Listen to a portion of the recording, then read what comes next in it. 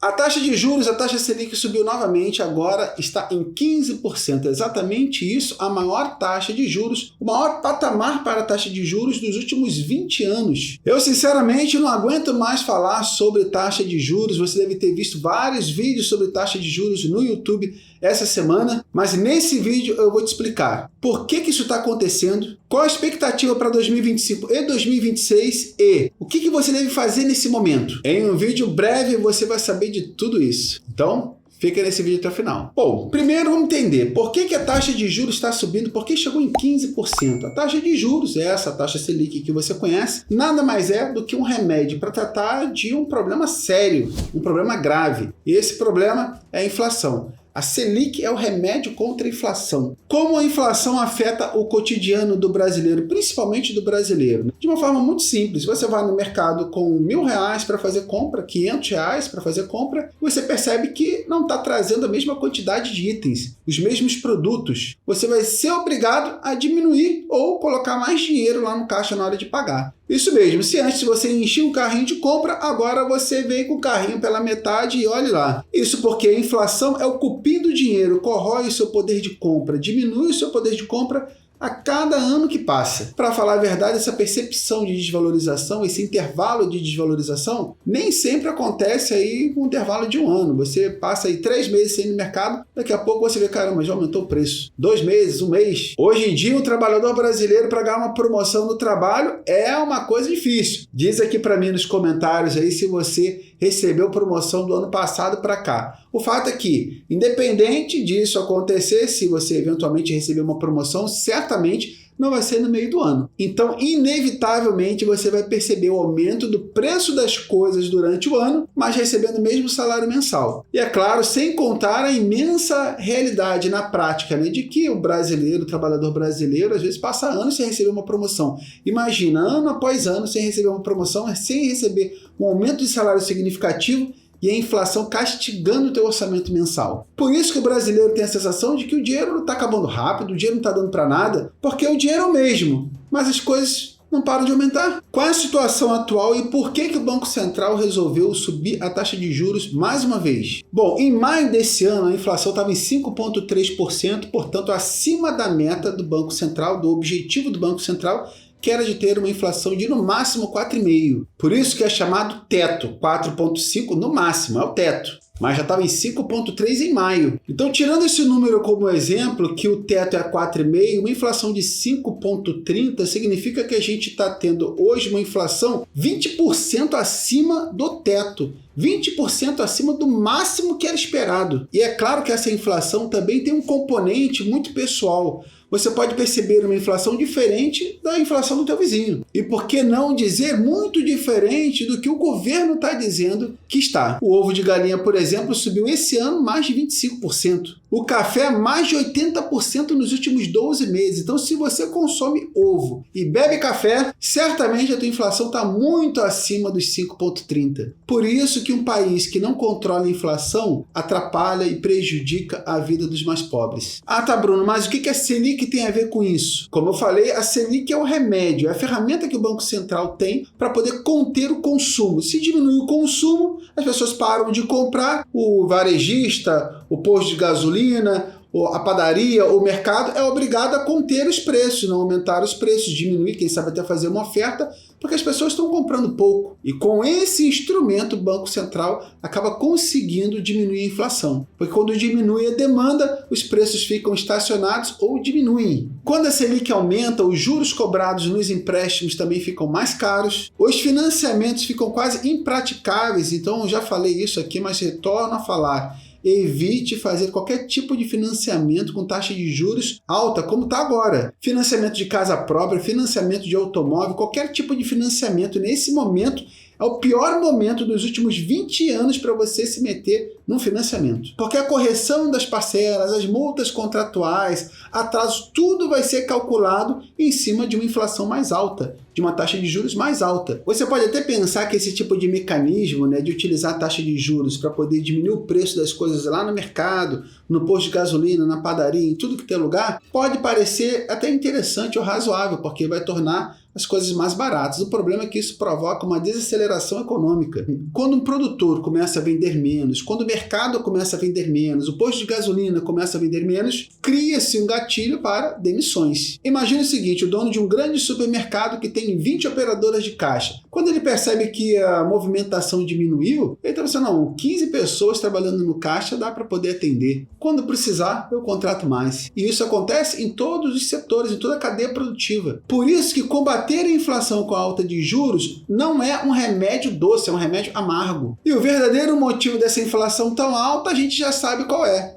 É o descontrole nos gastos públicos. E o pior é que o governo está batendo recorde de arrecadação. Olha só, sob Lula, a arrecadação bate recorde em 2024 e atinge 2,71 trilhões de reais. É claro que grande parte dessa grana aí vem de aumento de impostos, né? Lula criou ou elevou impostos 24 vezes, aponta manifesto de parlamentares. Bom, e aí não tem segredo, se você gasta mais do que arrecada, você fica endividado, por isso que o governo está todo endividado.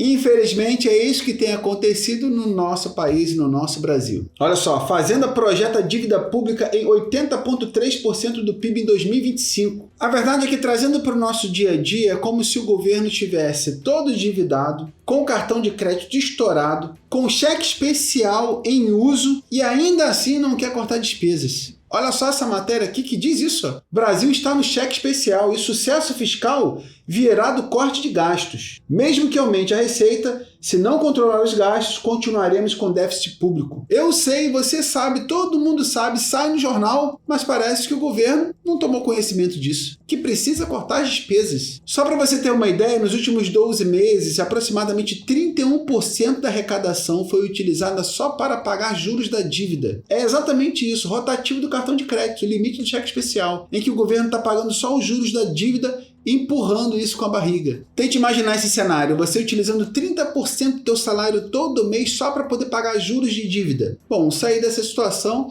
é muito difícil. E qual a expectativa para 2025 e 2026? Bom, o Galípolo respondeu isso, dá uma olhada. Faz sentido manter a Selic alta por mais tempo, diz Galípolo. Essa declaração foi feita agora na segunda-feira, dia 19. Então, meu amigo, não espere por uma mudança tão cedo. A boa notícia é que para 2026 existe uma expectativa de que essa taxa de juros diminua um pouquinho, com a expectativa de que chegue a 12,5%. Mesmo assim, é uma taxa de juros bem alta, né? E aí chegamos num ponto importante. Você, investidor, o que você deve fazer nesse momento? Bom, para você que me conhece aqui já há bastante tempo, você já deve saber a resposta aí na ponta da língua aí. É óbvia. Nessa hora não é hora de ficar com medo. Vender tudo que está caindo, fundos imobiliários e ações ali, colocar tudo em renda fixa, esse com certeza não é um investidor que pensa no longo prazo. Eu já comentei aqui no canal e torno a repetir. Esse momento que a taxa de juros está alta, ações na baixa, fundos imobiliários na baixa, é esse momento que o dinheiro troca de mão. Alguns investidores nesse momento estão vendendo ativos, fundos imobiliários, ações. Aquelas pessoas que pensam muito no curto prazo, comprou ação em fundo imobiliário tem um ano e meio. Disse que era para 5 anos, para 7 anos, para 10 anos. Viu cair e está vendendo. Esse investidor que não definiu bem a estratégia, está inseguro, preocupado, ansioso, não entende que investimentos de renda variável para longo prazo, esse investidor está vendendo. E está vendendo barato. Compra quem está atento. Por isso que é nesse momento que o dinheiro troca de mão. Se você tem um objetivo de longo prazo, o ideal é ficar atento a essas pesquisas que estão acontecendo nesse momento, na Bolsa de Valores, em fundos imobiliários, em ações, e aproveitar para comprar o que está barato. Não espere valorização esse ano, talvez nem no ano que vem, mas esse é o normal. É renda variável. Renda variável é para objetivos de investimentos acima de 5 anos. Então, quem vende uma ação, um fundo imobiliário, antes de 5 anos, porque começou a cair e está preocupado, está ansioso, é muito semelhante àquela pessoa que planta um pé de manga e 2 semanas depois viu que não deu manga, já manda cortar o pé. Ah, vamos cortar esse pé de manga aqui, não está dando manga, mas não dá manga em 2 semanas, não é assim.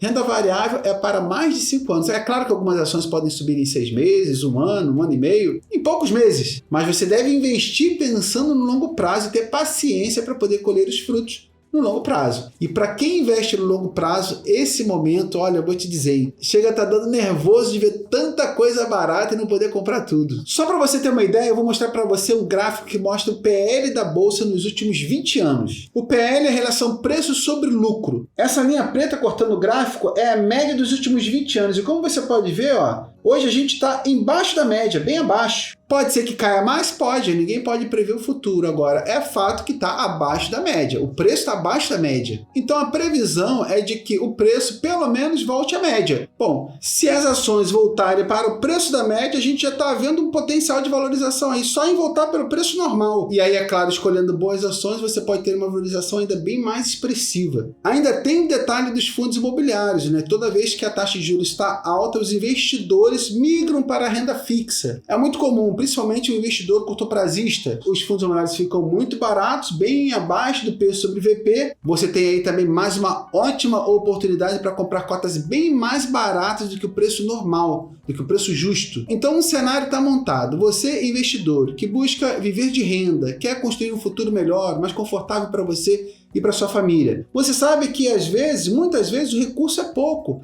Investir é sofrido. Para sobrar do salário, não é muito fácil. A melhor coisa que pode acontecer para você é as cotas que você quer comprar estarem mais baratas, de ações, de fundos imobiliários. Então, se você tem um objetivo de longo prazo, fique atento à oportunidade que está se mostrando nesse momento.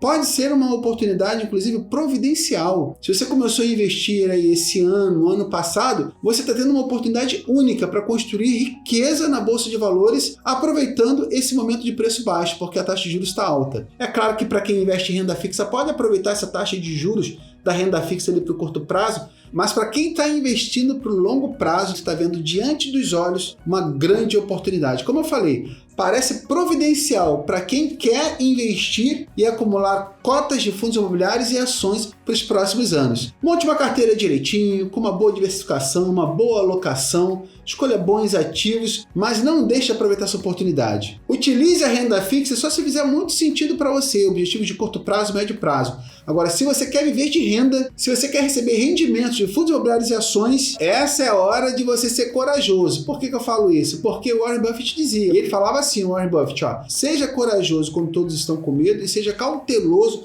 quando todos estão muito animados. Então, se você acompanha o noticiário, tenha cuidado para não se contaminar, não se inflamar com notícias de pessimismo e guerra e inflação, e o governo vai acabar e tudo. Cuidado com isso, porque você está diante de uma oportunidade de ouro para poder construir patrimônio, construir riqueza. Eu faço o papel aqui de te ajudar, te ensinar, te explicar, te incentivar. Agora é importante você entender a oportunidade da ocasião. O dinheiro está girando na Bolsa de Valores, está saindo da mão de um e está indo para a mão de outro. Tomara que não seja saindo da tua mão. Está na hora de o dinheiro entrar na tua mão, comprando cotas baratas de ações de fundos imobiliários. Então, certamente você vai ser bombardeado com vídeos sobre taxa de juros, mas o recado mais importante sobre a taxa de juros é: sim, subiu, mas o que eu vou fazer é aproveitar tudo que caiu. Em breve eu vou fazer um vídeo sobre as melhores ações, melhores fundos imobiliários nesse cenário com a taxa de juros em alta. Se você está convencido em investir na Bolsa de Valores, aproveitando essa queda de preço para poder montar patrimônio, comprar cotas, você deve assistir esse vídeo. Então não deixe de se inscrever, marcar o sininho e acompanhar. Até lá, um grande abraço para você, tudo de bom e até o próximo vídeo.